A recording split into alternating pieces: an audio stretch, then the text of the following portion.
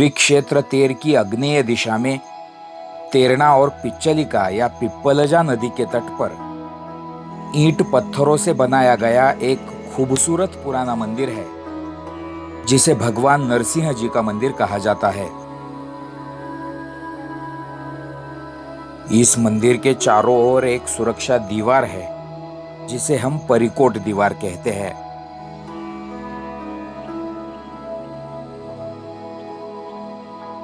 श्री क्षेत्र तेर में यह है भगवान नरसिंह जी का मंदिर। गांव से दूर एक शांत जगह पर तेरणा और पिप्पलजा नदी संगम के तट पर यह मंदिर बसा हुआ है। मंदिर का प्रवेश द्वार बहुत ही बड़ा और भव्य है, लेकिन प्रत्यक्ष प्रवेश छोटा सा है। कम से कम यहां तो अपना अहंकार मत लाइए, विनम्र होकर आइए, शायद ये कहना होगा। यहाँ का बाहरी प्रवेश द्वार बहुत ही बड़ा और भव्य होने के बावजूद प्रत्यक्ष मंदिर प्रवेश का द्वार बहुत ही छोटा है। इसी कारण अंदर जाते समय आपको यहाँ झुककर ही अंदर जाना पड़ेगा। अंदर आते ही मंदिर का शिल्पयुक्त चौक दिखाई देता है।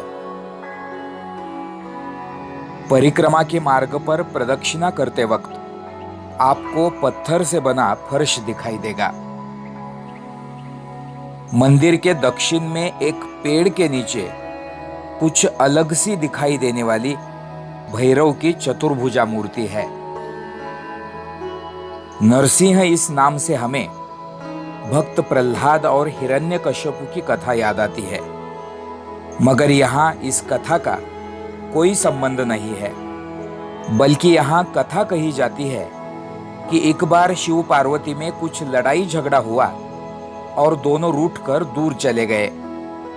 मगर कुछ देर बाद पार्वती को पछतावा हुआ और उसने शिवजी की प्रार्थना की। तब श्री नरसिंह भगवान ने यहाँ दोनों का मिलन करवाया था। मंदिर के उत्तर की ओर परिक्रमा पथ पर बिठाया हुआ शिवलिंग इस घटना का स्मारक माना जाता है।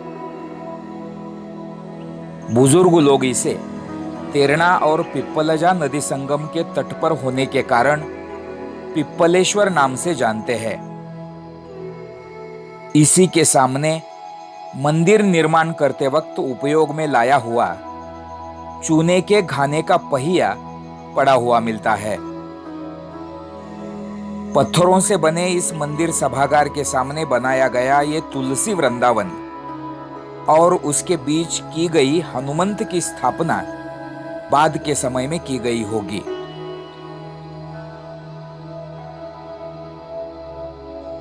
इस मंदिर का शिखर भी कुछ अलग सा है। मुख्य शिखर के आसपास 4 उप शिखर बनाए गए हैं। इन शिखरों के बीचों बीच इसीलिए मुख्य शिखर बेहद मनभावन लगता है। पत्थर से बना मंदिर का सभागार पूर्व पश्चिम 6.19 मीटर और दक्षिण उत्तर तकरीबन 7.62 मीटर है। इस मंडप के मध्य में 4 स्तंभ है जिन पर इस सभागार का भार या बोझ डाला हुआ है। इस सभा मंडप में गर्भगृह प्रवेश द्वार के समीप दाईं तरफ एक गणेश मूर्ति है, तो बाईं तरफ नंदी के साथ शिव पार्वती का पाषाण शिल्प है।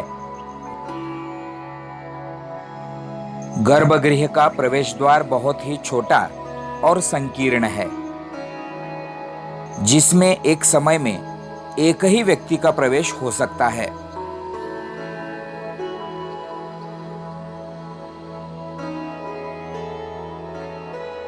गर्भगृह की दीवार तकरीबन 1.5 मीटर के करीब होने के कारण गर्भगृह में प्रवेश करते वक्त इतनी दूरी पूरी तरह से बिल्कुल झुककर ही पार करनी पड़ती है। जय नरसिंह श्री नरसिंह। अंदर प्रवेश होते ही मंदिर का मुख्य गर्भगृह दिखाई देता है, जो आवश्यकता के अनुरूप बड़ा है। ऊपर की तरफ देखते ही ये गोल घुमट के आकार जैसा होने का अंदेशा मिलता है। यहीं पर मध्य में पत्थर के सिंहासन पर भगवान नरसिंह जी की तकरीबन 5 फीट ऊंचाई वाली पाषाण सदृश मूर्ति दिखाई देती है, जो वास्तव में रेत से बनी है। हाल ही के दिनों में इस पर किए वज्रलेप के कारण ये वालुकाश्म पत्थर की दिखाई पड़ती है, ऐसा कहा जाता है। जय जय श्री नरसिंह। मूर्ति के सामने भगवान की चरण पादुकाएं रखी गई है और यहीं पर अलग से नंदादीप अखंड प्रज्वलित रहता है। मगर फिर भी भगवान सूर्य नारायण प्रभात के समय अपनी सुनहरी किरणों से भगवान नरसिंह जी का अभिषेक करते हैं, यह विशेष बात है। इस मूर्ति में पेट के करीब बाईं तरफ का अंश नहीं है।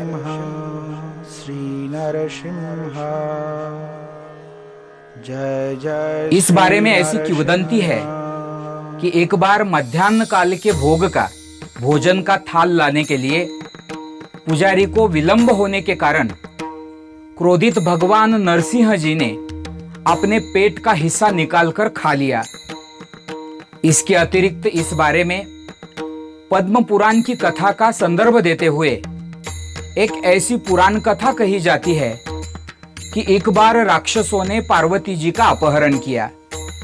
तब भगवान शिवजी ने भगवान विष्णु की स्तुति की और गौरी के बारे में पूछा। उस समय विष्णु द्वारा शिवजी से कहा गया कि तुम्हारा मुख जिस दिशा की ओर है उस दिशा में उमा को ले जाया गया है और तुम्हारे सिर पर मस्तिष्क पर प्रकट हुए प्रतीक चिन्ह के रूप में असुरों ने उसे रखा है।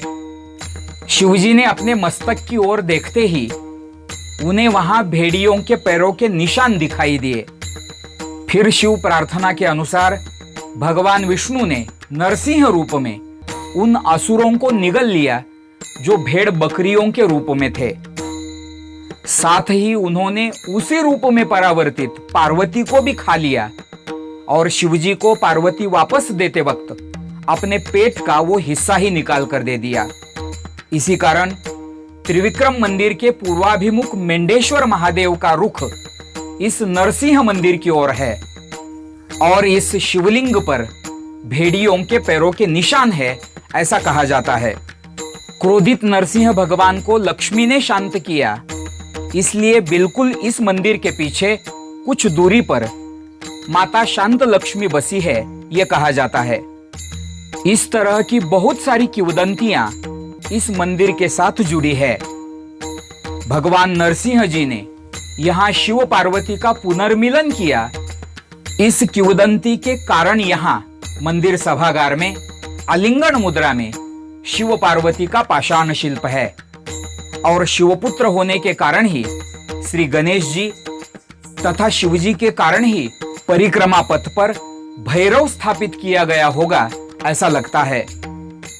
इस प्रकार की किंवदंतियां वर्तमान काल में कुछ अलग सी लगती है, मगर उन प्रतीकात्मक कथाओं में भी कुछ बोध छिपा हुआ रहता है, जिसे आज के कालानुरूप तलाशने की जरूरत है। नरसिंह जयंती के अवसर पर यहाँ एक बड़ा उत्सव मनाया जाता है और प्रतिवर्ष चैत्र कृष्ण पक्ष दशमी तिथि को शुरू होने वाले संत श्री गोरोबा काका जी के समाधि उत्सव या पुण्यतिथि महोत्सव का समापन चैत्र कृष्ण पक्ष चतुर्दशी या अमावस के दिन गोपाल काला मनाते हुए इस मंदिर परिसर में किया जाता है। इतिहास शोधकर्ताओं के अनुसार यादव काल का माना जाने वाला ऐसा है ये श्री क्षेत्र 13 का भगवान नरसिंह जी का मंदिर।